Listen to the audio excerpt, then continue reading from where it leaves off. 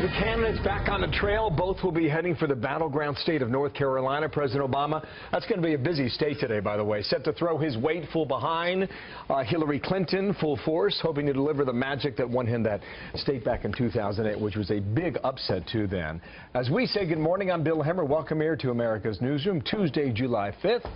And a big welcome back to you, Molly. How you doing? Thank you so much, terrific. Bill. Oh, thanks. Had a great weekend. Beautiful weekend in New York City. I'm in for Martha, of course, Martha McCallum. So the president also hitting the trail with his former Secretary of State. They will travel on board Air Force One. The first time the two will campaign together. Donald Trump also in North Carolina. And Trump is hitting Clinton about traveling on Air Force One, tweeting taxpayers are paying a fortune for the use of Air Force One on the campaign trail by President Obama and crooked Hillary, a total disgrace. He had a lot to say about that over the holiday weekend. All this coming as new national polling shows Hillary Clinton with a lead over Trump by right about 6 points. And we have team coverage. Chris Steyerwald is standing by with analysis. But we begin in Raleigh, North Carolina with chief political correspondent Carl Cameron. Carl, what is all this between the two camps this weekend on Twitter about anti-Semitism?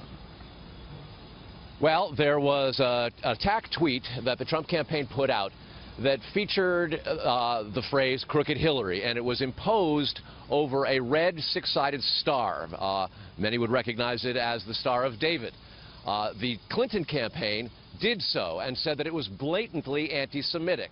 And a Twitter war went bouncing back and forth between the Trump campaign and the Clinton campaign over the course of the weekend. This sparked all kinds of controversy online.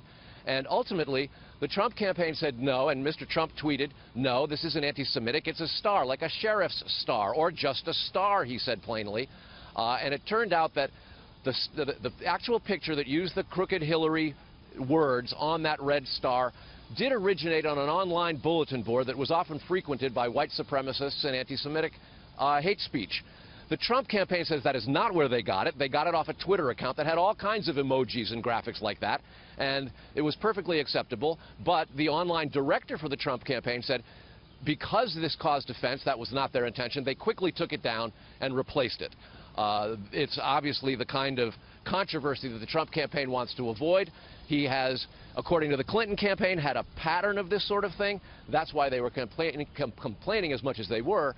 But it's gone, it's off the web now, and it'll sort of be folded into what the Democrats consider an entire portfolio of potential attacks that they can go on with Mr. Trump now. Trump will be campaigning here in North Carolina today. It's a key battleground state, one of the 11 or so states that could decide the election, and he'll be campaigning with one of his vice presidential picks, Tennessee Senator Bob Corker. Will be doing the introductions today. Over the course of the weekend, he met with Joni Ernst, the Iowa senator. He also met with Mike Pence, the Indiana governor.